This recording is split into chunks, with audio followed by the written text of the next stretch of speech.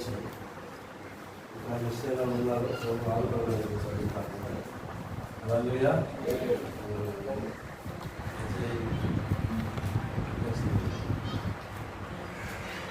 ఏదేమైనప్పుడు పిల్లరా, ఈరోజు ప్రభు యొక్క సముద్రం నిలబడ్డామంటే ప్రభు మనకి ఇచ్చిన అద్భుతమైన అవకాశం.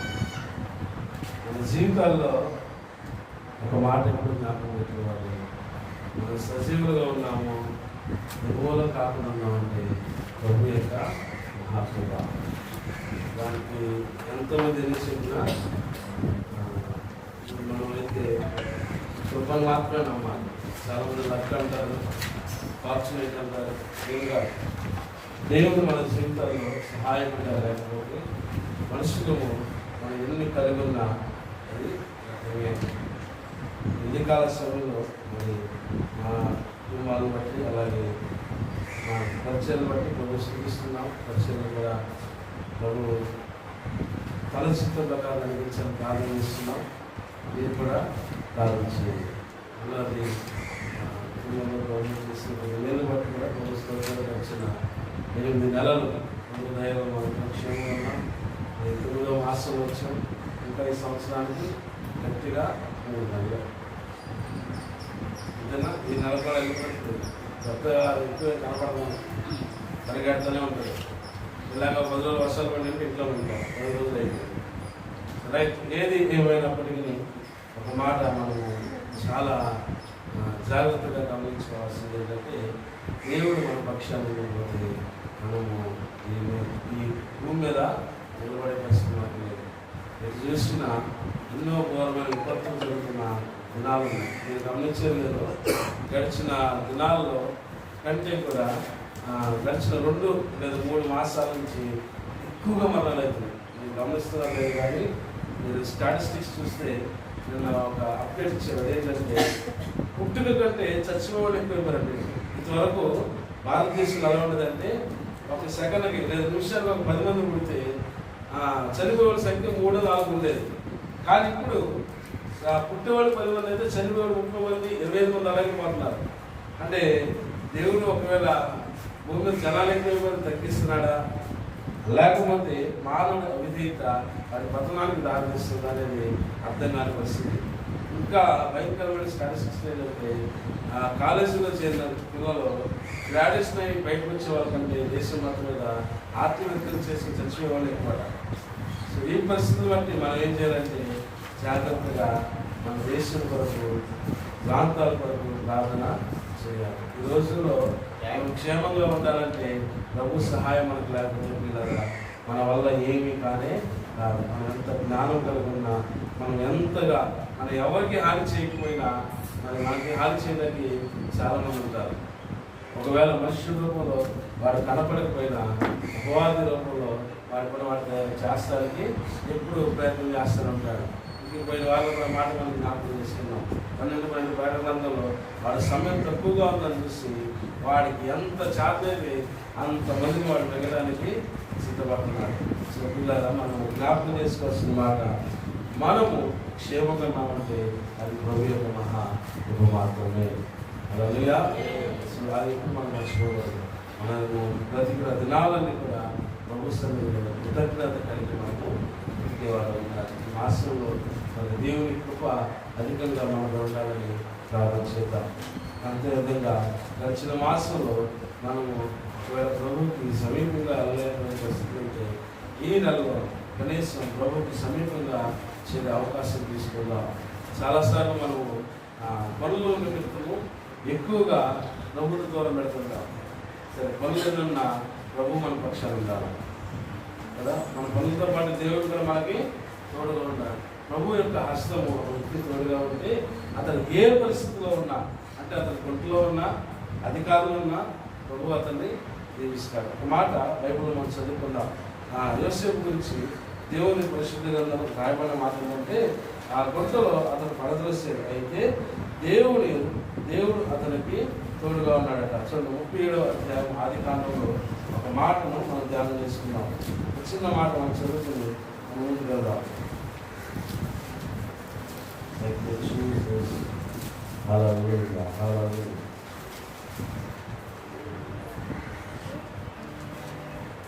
24 వచ్చిన మాట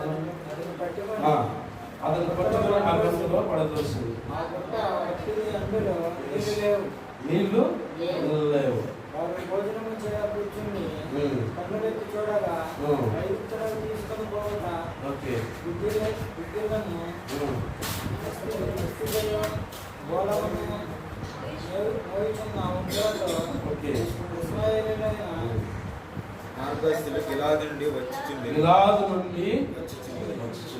అప్పుడు ఇస్మాయిల్గా ఆయన నమ్మేశారు. అందులో నాకు కాంటెక్స్ట్ ఏంటంటే ఇస్మాయిల్కు యోసేపుని అమ్మవేశారు. రైట్. వీళ్ళు వేసింది ఏ గొంటలు అంటే నీరు లేని, అందులో నీళ్ళు ఉన్నాయో మెయిన్ వాళ్ళకి తెలుస్తున్నది బహుశా మెయిన్ టార్గెట్ అంటే గుట్టులో పడే. అపవాది యొక్క ఆలోచన కూడా ఎలా చేస్తుందంటే వాడిని ఏదో ఒక ఊపిలో దింపడానికి ప్రయత్నం చేస్తాడు. యోసేపుని అంతం చేయాలని అపవాది వారు ఎన్ని ప్రణాళికలు వేసుకున్నా ప్రభు యొక్క ఉద్దేశం చిత్తంలో ఉంది. అపవాది యొక్క ఆలోచన ఎప్పుడు మనుషుల మీద ఎలా ఉంటుందంటే వాడిని ఎప్పుడు మింగేద్దామా అని చూస్తూ ఉంటాడు. అందుకే పేరు గారు కూడా రాస్తాడు, వాడు ఎప్పుడు మింగుదాన్ని గర్జించు సింహంలో ప్రతి చోట తిరుగుతానే ఉంటాడు. సో ఆ విషయాలు మనం ఎలా ఉండాలంటే జాగ్రత్త. యోసేపు విషయంలో ఆ గుంటలో పడేసినప్పుడు నిజానికి అపవాది ఉద్దేశం అక్కడికి అంతం చేయాలని, అది దేవుడి యొక్క ప్రణాళికను ఎవరు ఆపలేరు. అది గుంటలో పడ్డప్పటికి మళ్ళా వాళ్ళ ఆలోచనలు డబ్బు మార్చి వాళ్ళే పైకి లాగారు. హల్లెలూయా. అపవాది ఏమో పడేయడం వరకు అది తెలుసు, కానీ పైకి లాగడము మన దేవుని పని. ఆమె మనం కింద పడ్డప్పుడు లేవనెత్తేది ఒకడే. పడిన స్థితిలో దీనమైన పరిస్థితి లేవనెత్తేది ప్రభు ఒక్కడే. అందుకని ఆయన ఇచ్చిన మాట తప్పే దేవుడు కానీ కాదు. దేవుని వాక్యం శ్రమిస్తుంది, నేను నీతో చెప్పిన మాట నెరవేర్చే వరకు నేను విడిచిపెట్టాను. అంటే ప్రభు వాగ్దానం మనకు చేశాడంటే ఆయన వాగ్దానాన్ని నెరవేర్చుకునే వరకు నువ్వు ఆయన విడిచిపెట్టలేవు బహుశా. అందుకే ఆయన చెప్పాడు, నేను నిన్ను విడిచిపెట్టనున్నాడు. అంటే దేవుని యొక్క తలపుజండు మనం భూమి మీద ఉన్నంత కాలము ప్రభు మనతో ఉండాలని ఆశపడుతున్నాడు. హల్లెలూయా. దేవుని చిత్తం అది. చాలాసార్లు మనం ప్రభు చిత్తానికి దూరంగా ప్రయాణం చేస్తుంటాం. ప్రభువును విడిచిపెట్టి దూరం వెళ్ళే పరిస్థితులు చాలా వస్తుంటాయి. ఆ సమయంలోనే ప్రభు మనల్ని విడిచిపెట్టలేదు. ప్రభు విడిచిపెట్టడం మనతో బాధపడుతుంటాం. ప్రభు మనల్ని అందరూ కూడా విడిచిపెట్టలేదు. It's not you that God. దేవుడు అది మనం విడిచిపెట్టదు, మనం దేవుడిని విడిచిపెట్టదు. ఈరోజు ప్రభు యోనాతాను ఒక మంచిగా వాక్యం చెప్పారు. దేవుడు మనల్ని జ్ఞాపకం చేసుకుంటున్నాడు, మనం దేవుణ్ణి జ్ఞాపకం చేసుకుంటాం. ఎప్పుడు కూడా ఆయన ఎప్పుడు మనం జ్ఞాపకం చేసుకుంటాడు కాబట్టి మనం సజీవులుగా భూమి మీద క్షేమంగా ఉంటున్నాం. ఒకవేళ భూమి లేదు అని ప్రభు మర్చిపోతే మనకైతే ఏమైపోతాయి? అసలు ఈ దినాలు మనకుండవు, ఈ గడియలు మనకుండవు, ఈ క్షణాలు మనం అనుభవించలేము. దేవుడు మనల్ని జ్ఞాపకం చేసుకుంటున్నాడు కాబట్టి మనకు ఆయుష్ ఒకనొక రోజు ఇంకొక రోజు ప్రభు సమకూరుస్తూ వస్తున్నాడు. గడిచిన 8 మాసాల్లో ఎన్ని విపత్తులు మనం చూడలేదు. ఎందుకు 2 రోజుల క్రితం వచ్చిన వారికి ఎంత అల్లకల్లా అయిపోతుంది. మన విజయవాడ కొండ చర్యలు పడిపోతున్నాయి, ల్యాండ్ స్లైడ్స్ అయిపోతున్నాయి, ఇళ్ళ మీద పడుతున్నాం, దాని కింద జనాలు ఎక్కుపోవటం. సింపుల్గా చనిపోవడం పెద్ద కారణాలు ఏమి అక్కర్లా. గట్టిగా అందరూ వర్షాలు పడితే కూడా చాలా అనిపిస్తుంది ఇప్పుడు జనాలు చనిపోవడానికి. అంటే దేవుని యొక్క ఆలోచనలు మన పట్ల ఎలా ఉంటే మనం క్షేమంగా ఉండాలని. అపవాది యొక్క ఆలోచన ఎప్పుడు మన కింద దొక్కని ఆశపడతారు. ఉదయకాల సమయంలో మాట జ్ఞాపకం చేసుకోండి, మన జీవితము ప్రభు చేతిలో ఉంటే అది ఎప్పుడు కూడా బదిలముగా క్షేమంగా ఉంటుంది. దాన్ని ప్రభు చేతికి అప్పగించుకోవడం మనకు రావాలండి. దేవునికి తన జీవితాన్ని యోసేపు చిన్న వయసు నుంచి అప్పగించున్నాడు కనుక అతను ఏ ప్రాంతంలోకి వెళ్ళినా చెరసాల్లో కూడా ప్రభు అతను తోడైనాడంట. చెరసాల్లో ఎవరుంటారు? ఎక్కువగా ఖైదీలు ఉంటారు. వాళ్ళు ఖైదీలన్నీ వాళ్ళు బ్యాక్గ్రౌండ్ ఉండదు, వాళ్ళకి ఒక్కొక్క బ్యాక్గ్రౌండ్ వస్తుంటారు. అలాంటప్పుడు కూడా ఒక మాట చదువుతుంటే చాలా విచిత్రం అనిపించింది. ఆ మాట యోసేపు ఉన్న చెరసాల డిఫరెంట్. అది ఎలా ఉంటుందంటే ఆ మాట ధ్యానం చేస్తున్నప్పుడు కొంచెం విచిత్రం అనిపించింది. చూడండి ఆ మాట ఎలా ఉంటుందంటే 39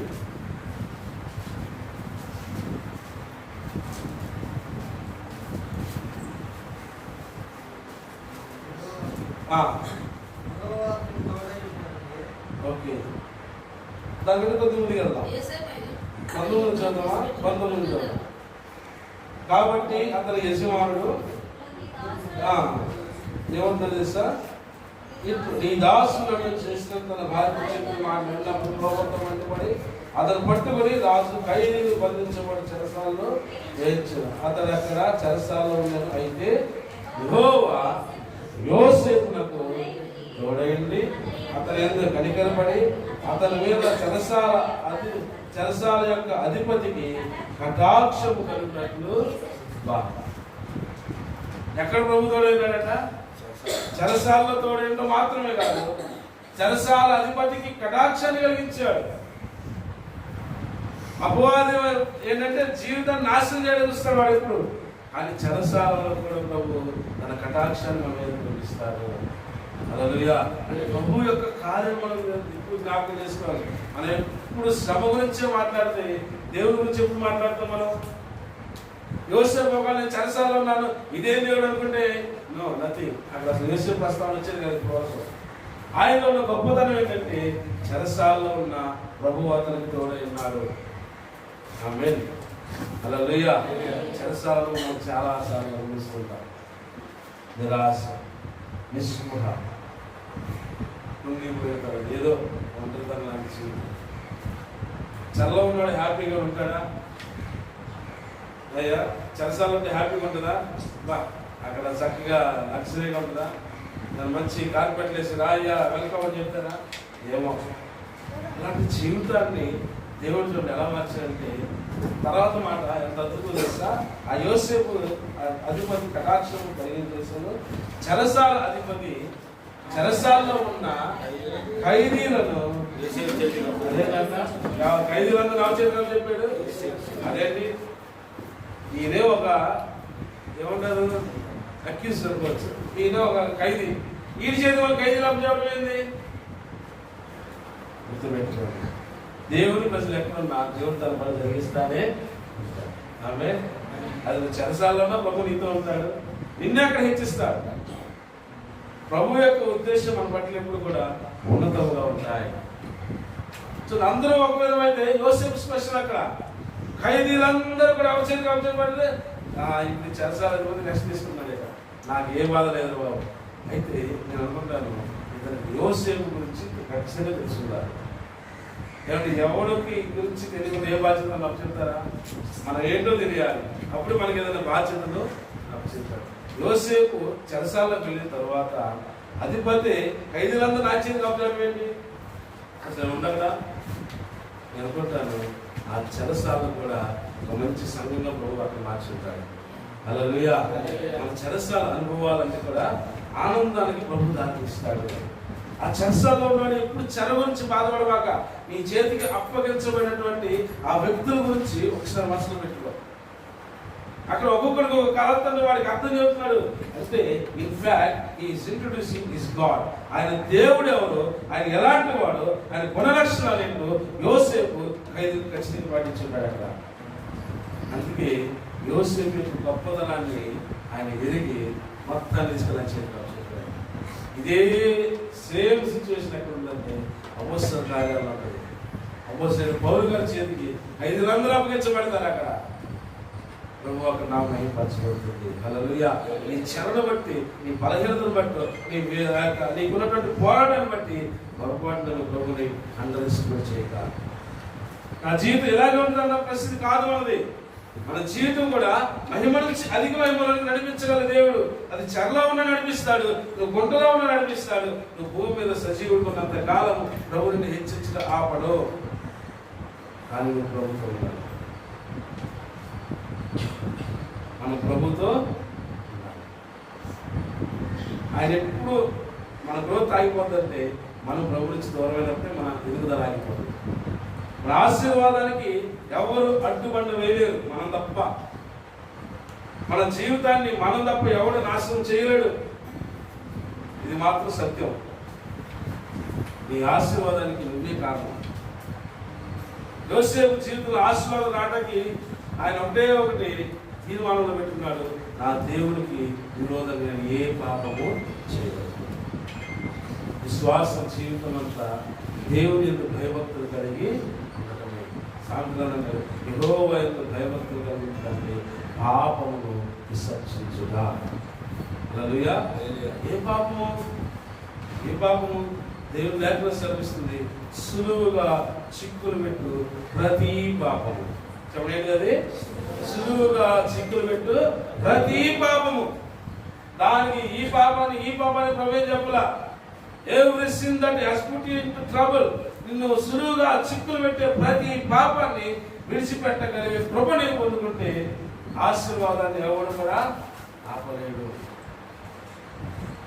ఫలానా వ్యక్తి వల్ల నేను నష్టపోయానంట లేదు. ఒకవేళ యోసేపు అనొచ్చు, మా అన్నదమ్ములు నన్ను గుంట్లో పడేసాడు, లేకపోతే మా అన్నలు నన్ను అమ్మేశాడు, అందుకే నాకు ఈ బానిసత బతుకు అనుకోలే.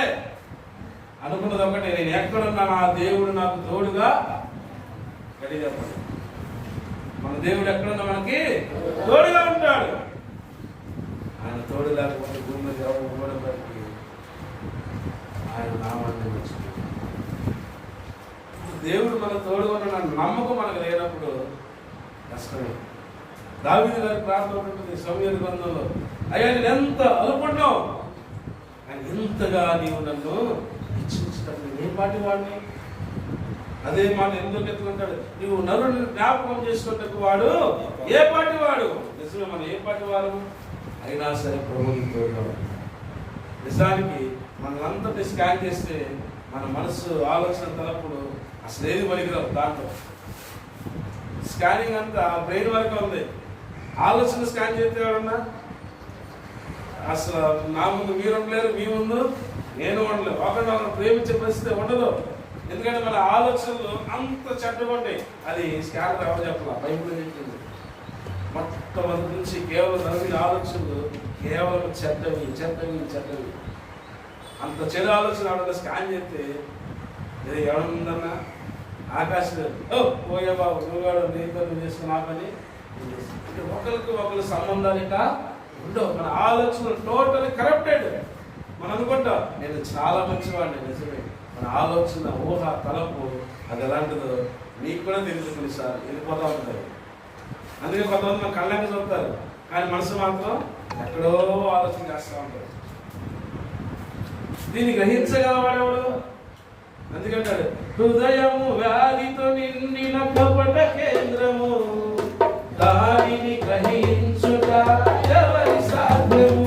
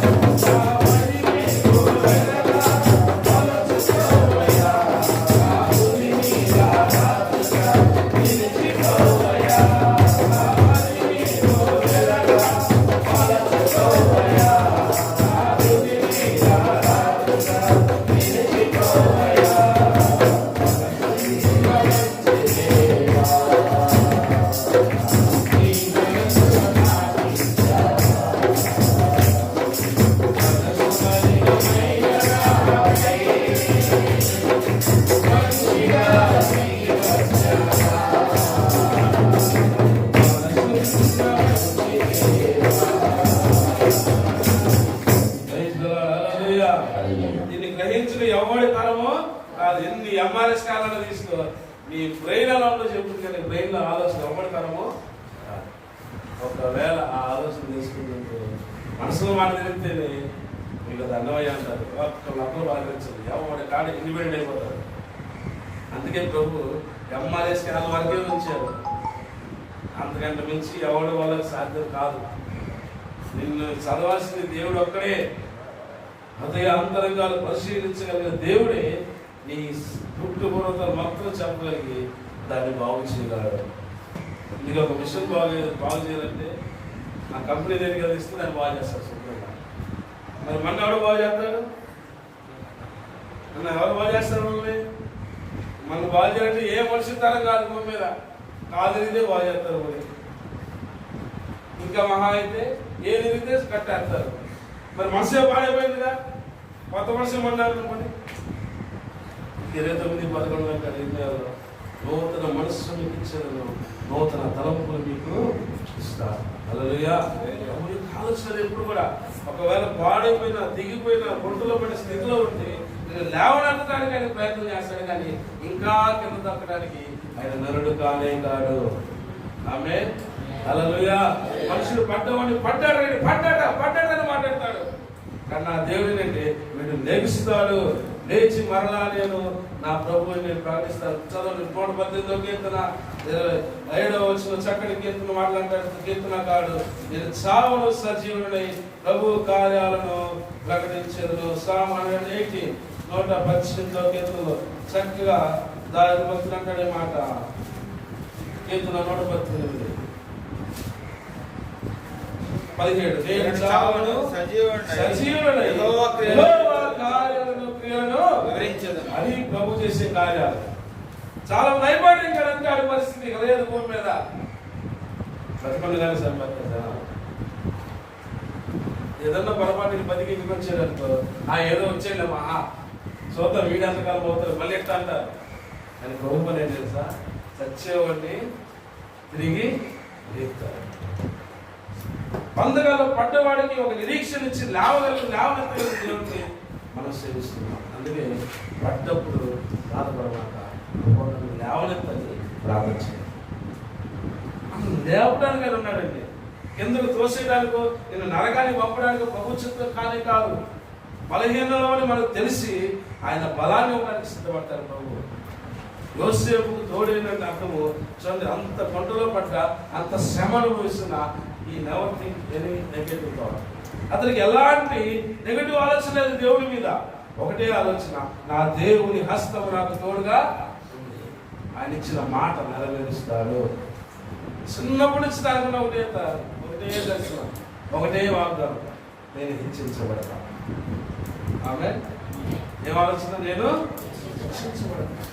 నేను కింద పడ్డా సరే నా ప్రభు నన్ను లేపుతాడు. కింద పడిన స్థితిలో కూడా లేపుతాడు. అందుకే గుంటలో దిగబడ్డ మళ్ళీ ప్రవేగం వాళ్ళ మనసులో మార్చి పైకి లేపింది.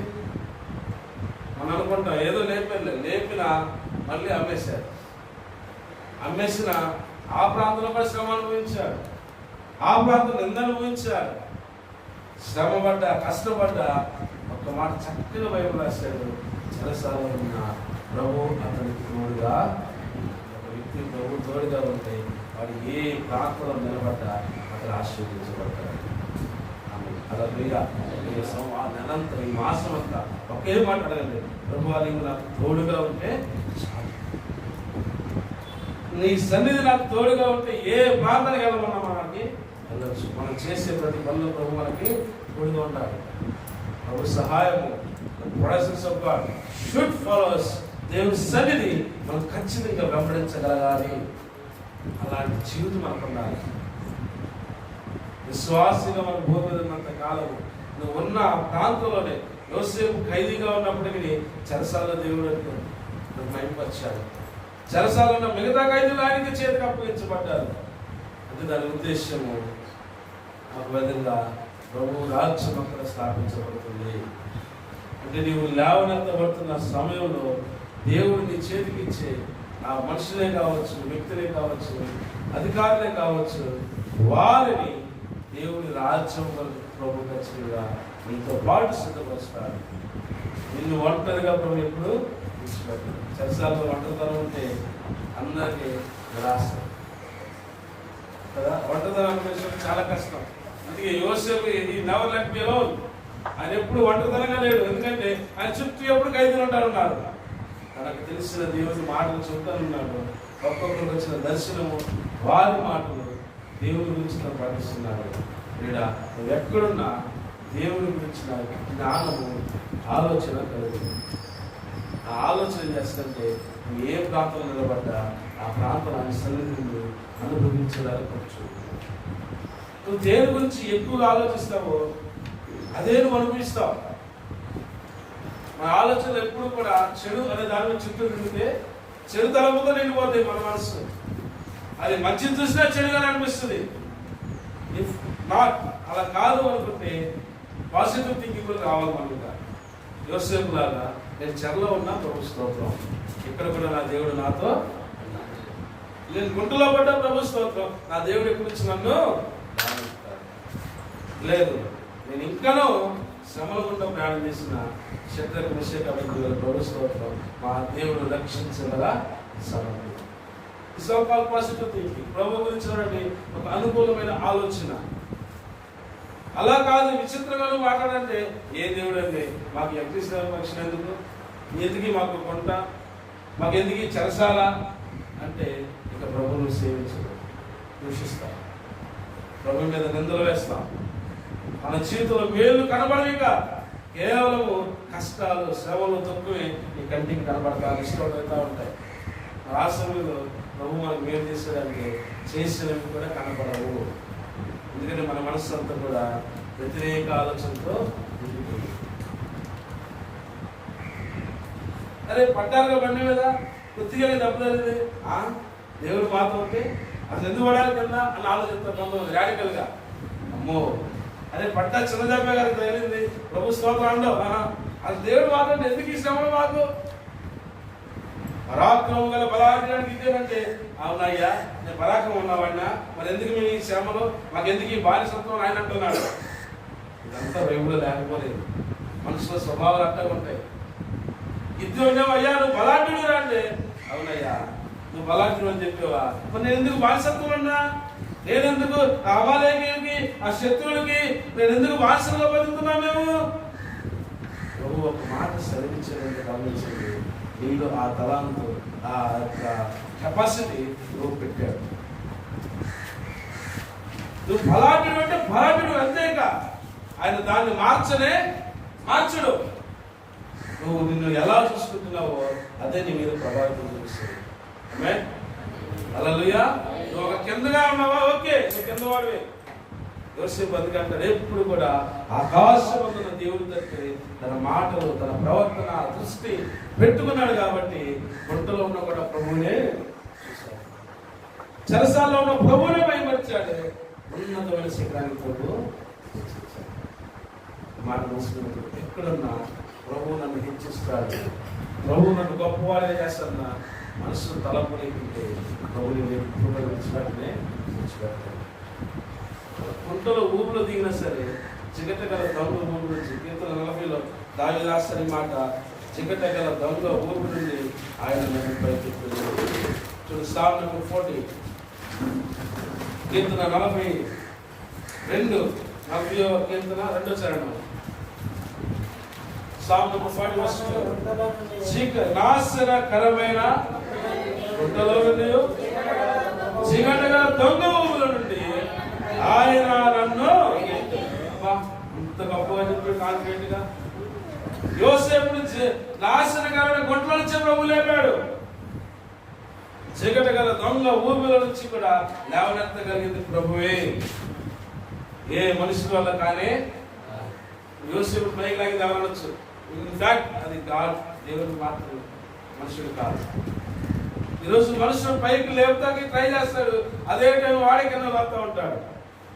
అందుకే ఇండియా పీతలకి జర్మనీ పీతలకి వ్యత్యాసం ఉంటుంది ఎప్పుడు కూడా. మనందరూ బాగా తెలుసు మన దేశ పేదల యొక్క లక్షణాలు ఏంటంటే, వీడు ఎదిగేవాడిని కింద లాగుతూ ఉంటాయి. జర్మనీ పేదలు అవి ఎక్కింది ఇంకోటి ఎరగాల పుష్చేస్తారంట, ఇంకా బాగా పైకి వెళ్ళిపో, కనీసం మేము గుంట్లో ఉన్నా నువ్వు ఉన్న స్వేచ్ఛ పొందుకోండి అంట. హల్లెలూయా. మన ఇండియా వాళ్ళకు గొప్ప ఏమంటుంది యాటిట్యూడ్ ఏంటంటే, ఇది ఎక్కడో ఆడెందుకు ఎక్కాలని, ఒకవేళ నాలాంటి లాభపడను ఎట్టగా ఎక్కలేను, నా సన్నగున్న కుర్రోడు ఎక్కించవచ్చుగా, నేను ఎక్కడ ఆడెందుకు వెళ్ళాలి పైకి, ఆడిని కూడా అక్కడ వస్తారు. అరే ఇక్కడ ఉన్న బాగా ఉంటుందా అంటాం. నిజాలుగా అంత వర్షం వేస్తే కూడా కనీసం ఆడన్నా బాగుపడతారు, బాగులేరని వదిలేరండి, నాశనం చేసే వరకు విడిచిపెట్టారు. అందుకే పట్టుకోవాలి తర్వాత అయిపోతుంది. నేను చెట్టాను వీళ్ళు ఎందుకు చెడకూడదన్న పరిస్థితి అక్కడ.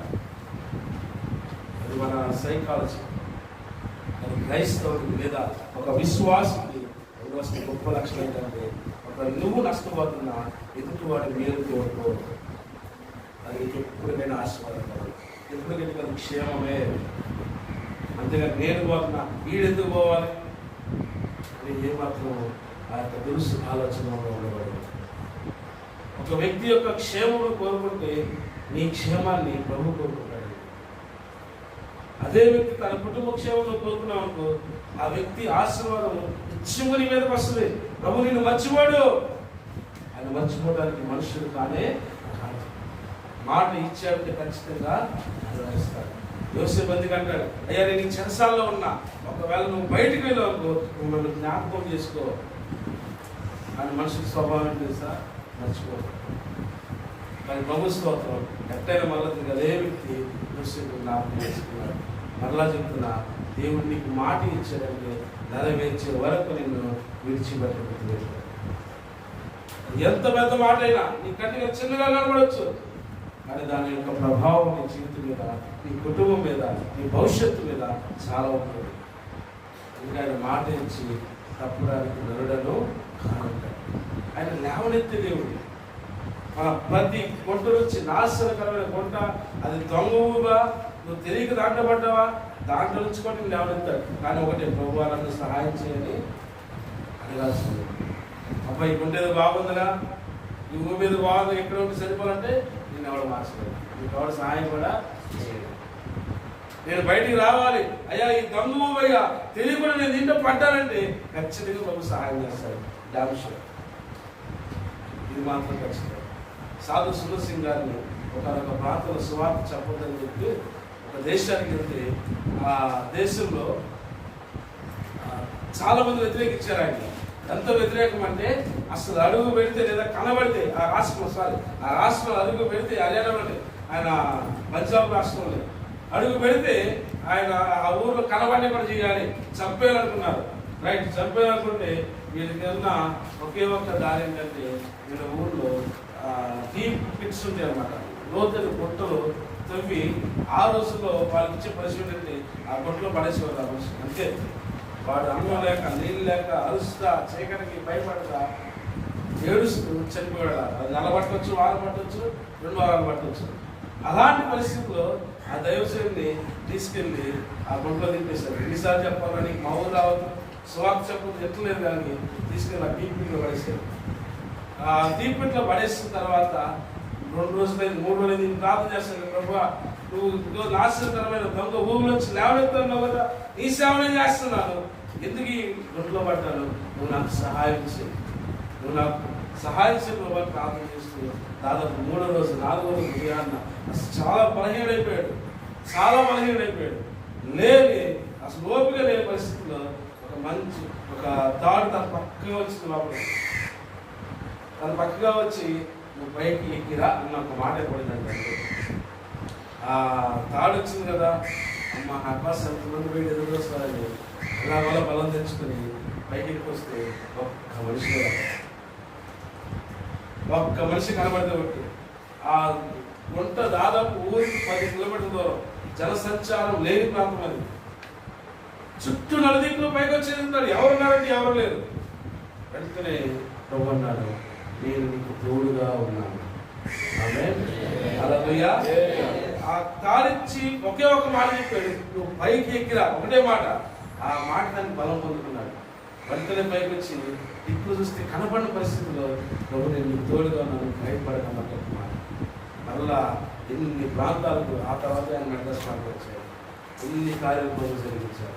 ఇక్కడ ప్రభువునికి తోడుగా ఉంటే గుంటలో నుండి కూడా ఆయన పైకి లేవనెత్తగలడు. ఎవడు లేకుండా అవసరం లేదు. అక్కడ షడ్రక్ మెషక్ అబేద్నెగోతో అగ్నిగుండంలో జనాలే ఉన్నారు. అక్కడ ప్రభు ఒక్కడే ఉన్నాడు. ప్రభు ఉన్నాడు కాబట్టి ఆ మంట కూడా వాళ్ళకి హాని చేయలేదు. దేవుడు లేకుండా సర్విస్తుంది. ప్రభు మనకు తోడుగా ఉంటే ఎలాంటి భయంకరమైన పరిస్థితులు కూడా మనకు అనుకూలంగా మార్చి తన పరిచయం కానీ, తన వాగ్దానం కానీ, తన ఉద్దేశాలు ప్రభు నెరవేరుస్తాడు. ఇది ఒక మధ్యాహ్న కాలంలో గడిచిన దినాలు, మాసాలు ఎలా వెళ్ళిపోయో వాటి గురించి మీరు బాధపడకంటే, ఈ మాసంలో దేవ వాటిని నీకు దేవ నీవు నాతో ఉండు. ప్రతి పరిస్థితిలో ఒకవేళ దొంగ ఊపులనే పడిపోతున్నానేమో తెలియక పడిపోయింటే నన్ను లేవనెత్తని ప్రార్థన చేయగల కృప నీకు ఉండాలి. ఆశ వల్ల ఉండాలి. ఆశ నీకుంటే ఖచ్చితంగా ప్రభు నిన్ను లేవనెత్తుతాడు. యేసేపు తోడైన దేవుడు మనకు కూడా తోడై ఉంటాడు.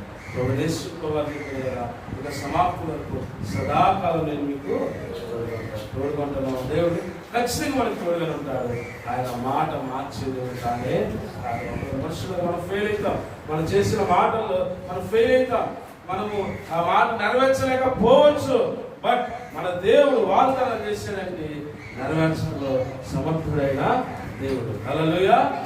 మాటలు మనందరికీ కూడా ప్రభు దీవించును గాక. ప్రభు సన్నిధి మనం కోరుకుందాం. దేవుని నాతో ఉంటే చాలు. యోసేపుడైన దేవుడు చెరసాలలో కూడా ఆశీర్వాదం పొందుతున్నాడు. చెరసాలలో ఉన్నప్పటికీ అది చెరసాలలాగా అతనికి అనిపించలేదు. బందీ గృహంలో ఉన్న అతను బంధించబడిన అనుకోలేదు. అపొస్తలుడైన పౌలు గారి చెరలో ఉన్న ఆ ప్రాంతాన్ని స్తుతి ద్వారా ప్రభు సన్నిధిగా మార్చాడు. ఈ దినమున ఈ పరిస్థితి, నువ్వు ఉన్న ప్రాంతము, నీ చుట్టూ ఉన్నటువంటి పరిస్థితులు కష్టకరంగా క్లిష్టకరంగా ఉంటే జ్ఞాపకం చేసుకో. ప్రభు నువ్వు నాతో ఉండు, ఈ పరిస్థితి మార్చండి, మార్చి మన చేతికి ఆశీర్వాదకరంగా ఇవ్వగలిగిన గొప్ప దేవుడు. ప్రార్థన చేసుకుందాం. ప్రభు బలను ముందుకెళ్దాం. ఆయన శరీరము నిజమైన ఆహారము, ఆయన రక్తము నిజమైన ప్రాణము.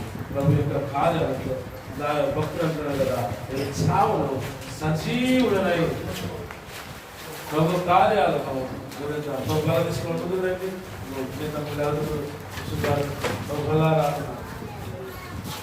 ప్రభు యొక్క శరీరాన్ని అనుభవించబోతున్నాం. ప్రభు రక్తాన్ని మనం దాచుకుంటున్నట్టు ప్రార్థన చేద్దాం.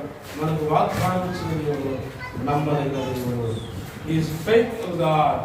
ఆయన వాగ్దానం ఇచ్చాడంటే నమ్మదగిన దేవుడు. యోసేపులతోనే నమ్మాడు. ఆ వాగ్దానం మర్చిపోలేదు, ఒక మార్చలేదు. వాగ్దానాన్ని నెరవేర్చి గొప్ప కార్యం చేశాడు. ఇలా మధ్యాహ్న కాసిన జ్ఞాపకం చేసుకో.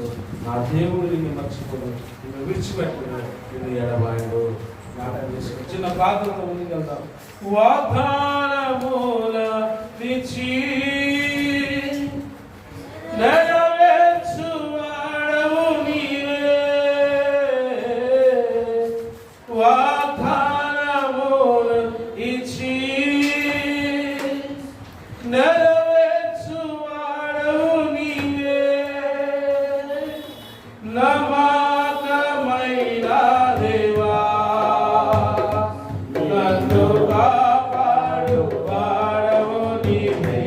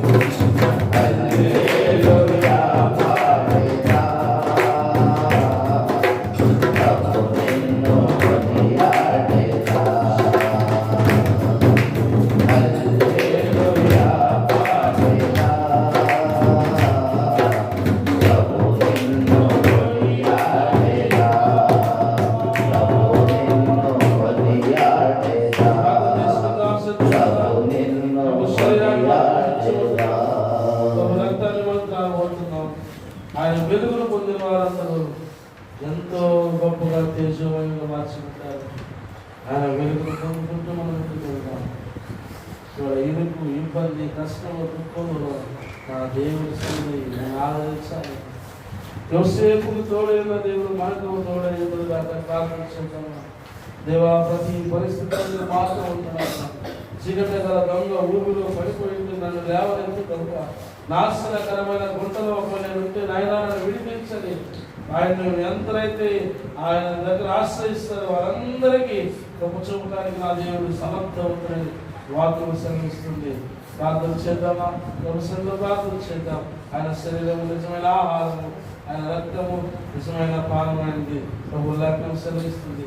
నా శరీరం నా రక్తము కాకపోవాలి నిత్య విషయములకు వారసుడు అంత దినము నియమాన్ని చెబుతానన్నా వాగ్దానం ఎత్తి ప్రార్థన చేద్దాం. Thank you lord. హల్లెలూయా.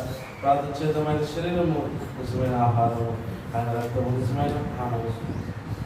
దేవుని యొక్క గొప్ప ఉద్దేశంలో ప్రణాళికలో మనందరం ఉన్నాం కాబట్టి సజీవంగా ఆయన యొక్క పరిశుద్ధ బలలో పాల్గొంటున్నాం. ఒక్క నిమిషం అందరం ధనాత్మక ప్రార్థించుకుని ప్రార్థన చేద్దాం. ఒక్క నిమిషం మౌనంగా ప్రార్థన చేద్దాం. ప్రార్థన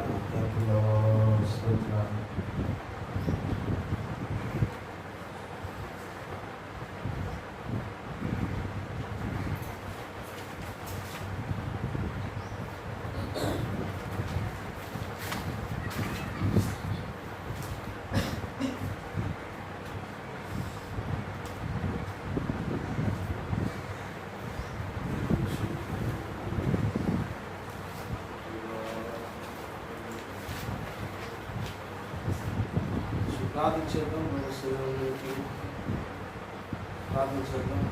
ఆయన శరీరం నిజమైన ఆహారం. ప్రార్థన చేస్తారు. తర్వాత శరీరం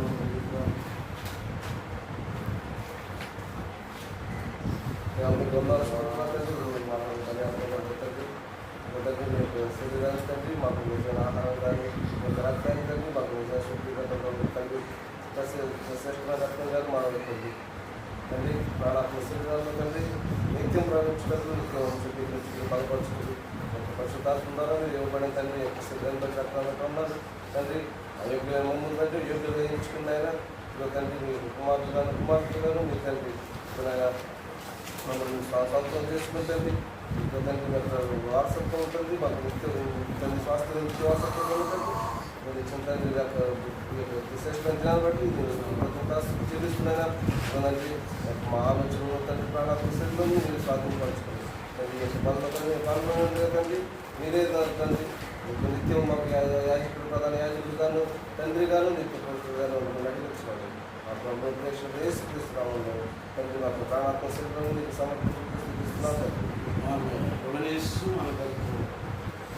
నందగా భోజనమైన దాసులు చెల్లించి మీనిమితమైన నేను చేయనంతగా జ్ఞాపకం చేయడం చేస్తున్నాను. కొనసాగించాలి అని శరీరాన్ని మనం భుజించబోతున్నాం. ప్రాణాత్మ దేహాలు ప్రభు దగ్గర సాయాలు దేవా శరీరం నాలో నశింప చేయబోతున్నాను. సేపడినాడు నా దేవుని విరోధము నేను ఇలాగ పాపం చేయగలను. ఒకవేళ నాయన మానవ శరీర క్రియలు పాప ఆలోచనలు మేలుబడి చేయబడుతుంటే ఈ యొక్క దినములు మేము ప్రార్థిస్తున్నాం తండ్రి. వాటిపై విజయం మాకు దయచేయండి. ఆయన నిన్ను కూర్చిన తలంపులతో మా మనస్సు నింపమని ప్రార్థన చేద్దాం. ఈ పరిశుద్ధ బల్ల మనం పాల్గొంటుందిగా దేవుని తలంపులు, దేవుని ఉద్దేశాలు, దేవుని పట్ల ఒక అనుకూలమైనటువంటి ఆలోచన తలపుతో మనం ముందుకెళ్తే ఖచ్చితంగా మన జీవితంలో హెచ్చించేవాడే ఉన్నారు. మన శరీరం మన మధ్యకు వచ్చి సిద్ధపడదాం.